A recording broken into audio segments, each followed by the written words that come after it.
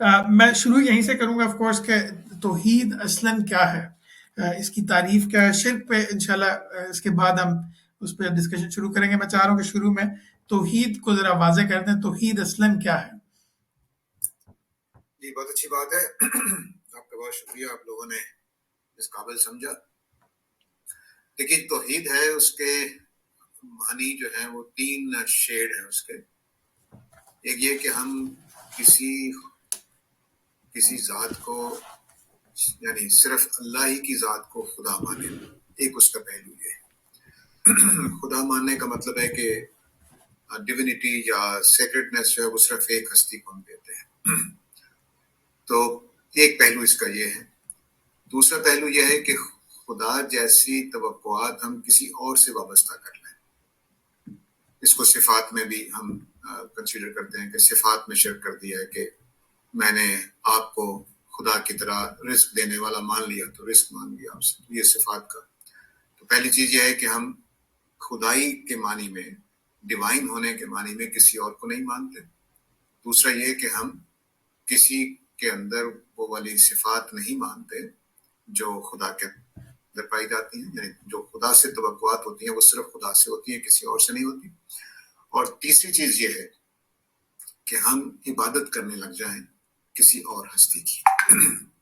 تو یہ 3 پہلو ہیں جو اگر ہم لا الہ کا لفظ جو بولتے ہیں اس میں یہ تینوں ہی مراد ہوتے ہیں. وہاں معبود کا لفظ بولا گیا ہے الہ کا.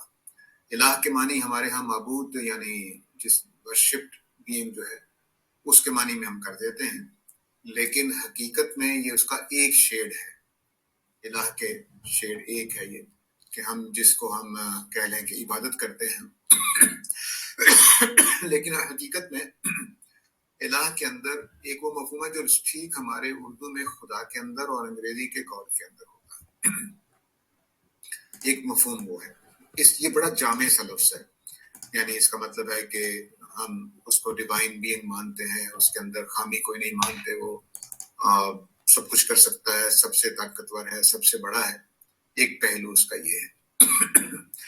اور دوسرا اس کے اندر جو معنی ہے وہ الہ کے بارے میں ہمارا یہ احساس ہوتا ہے عربوں کے ہاں الہ کے لفظ سے کہ وہ ذات جس کی طرف ہم اپنے اندر اتنی شدید محبت محسوس کریں کہ والہانہ پن سے، والہانہ کا لفظ الہی سے نکلا ہوا معافی چاہتا ہوں. تو والہانہ پن سے ہم اس کی طرف لپکے، اس کی طرف اٹریکٹ ہوں. یہ دوسرا پہلو ہے الہ کی صفت کے اندر. تیسرا پہلو یہ ہے کہ وہ بغیر اسباب کے سب کچھ کر سکتا ہے. اسے کسی میٹیریل کی ضرورت نہیں، اسے کسی چیز کی ضرورت نہیں، لوگوں کی ضرورت نہیں، مددگاروں کی ضرورت نہیں. وہ جو چاہے بغیر کسی سامان کے کر سکتا ہے. یہ الہ کے 3 پہلو ہیں. اس میں اب جو تو لا الہ جب ہم کہتے ہیں تو یہ تینوں پہلو یہاں پر پیش نظر ہوتے ہیں کہ اور وہی باتیں ہیں جو میں نے پہلے توحید کے پہلو سے بیان کی ہیں کہ ہم کسی ہستی سے مدد مانگنے والے، یعنی جو الہ کا مفہوم ہے کہ سب کچھ کر سکتا ہے اسباب کے بغیر. اس کو سمجھ لینا چاہیے اسباب کے بغیر.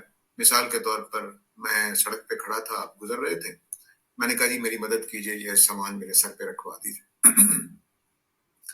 تو یہ ہے اسباب کے تحت مدد مانگنا کہ آپ میری آواز سن سکتے ہیں، آپ کے پاس ہاتھ ہیں، پاؤں ہیں، آپ کے اندر طاقت ہے، آپ میرے سر پہ سامان رکھ سکتے ہیں. لیکن آپ بیٹھے ہوئے ہیں یو کے میں اور میں یہاں بیٹھے بیٹھے آواز دوں عامر امین صاحب ذرا میرے سر پہ یہ سامان رکھوا دیجیے. اب یہ جو میں آپ سے توقع کر رہا ہوں یہ اسباب کے بغیر توقع کر رہا ہوں کہ آپ یہاں بیٹھے ہوئے میری آواز سن سکتے ہیں. میں پاکستان میں ہوں، آپ یو کے میں ہیں، آپ میری آواز سن سکتے ہیں اور وہاں سے کسی طریقے سے آپ میری مدد بھی کر سکتے ہیں کہ جو سامان نیچے زمین پہ پڑا ہے اٹھا کے میرے سر پہ رکھ دیں. یہ جو خدا کی صفات ہیں کہ بغیر اسباب کے وہ کام کر سکتا ہے، یہ کسی اور میں مان لینا خدا جیسی توقعات قائم کر لینا. تو رزق دینا ہو، اولاد دینی ہو، رزق کھولنا ہو، کوئی اس طرح کے مسائل دور کرنے ہو جس میں اسباب کام نہیں آتے. ڈاکٹر کے پاس جب ہم جاتے ہیں تو اسباب کے تحت جاتے ہیں. وہ ہمیں میڈیسن دیتا ہے، ہمارا چیک اپ کرتا ہے، اس کو پتہ چل جاتا ہے یہ ڈیزیز ہے، اس کے علاج کر دیتا ہے.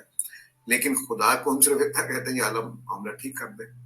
وہ سب کچھ ویسے ہی جانتا ہے، اس کو کسی ٹیسٹ کی ضرورت نہیں ہے، نبض دیکھنے کی ضرورت نہیں ہے. اور وہ بس کلمہ کن کہے گا تو آرام آ جائے گا ہمیں. تو اس طرح سے توقع ہے جو خدا سے. تو یہ توحید کا تصور ہے کہ ہم کسی اور ذات کو خدا نہیں مانیں, کسی اور ذات سے کوئی خدا والی توقعات نہیں لگائیں, اور کسی اور ذات کی عبادت نہیں کریں. یہ صحیح.